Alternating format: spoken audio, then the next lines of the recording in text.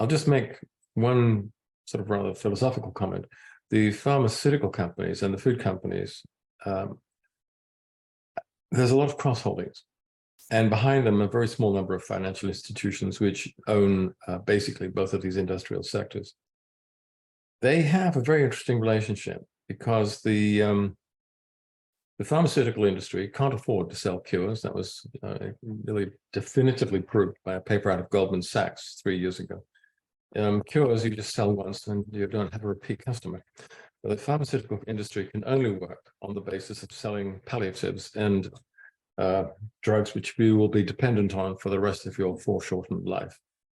And they rely on the food industry to produce for them an endless stream of people with chronic degenerative disease who they can sell drugs to.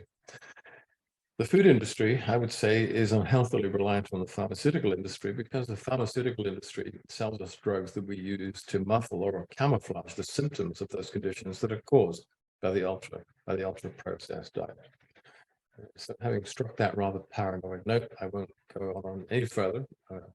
With any talk of conspiracy, perhaps we could talk about collusion instead, just vested interests at play here, as they so often are. And just make the point that the way to good health is actually very short and very simple. If you negate these four main drivers of chronic degenerative disease, and we have tools now that enable us to do that, basically what you're doing is you're putting your metabolism in a time machine and sending it back a couple of generations in time to a time before ultra-processed foods, to a time when we ate much simpler foods and when the incidence of degenerative disease was much, much lower.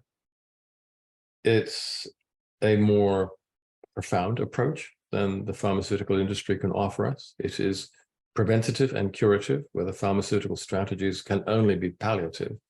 It's considerably cheaper, and it's, of course, much kinder.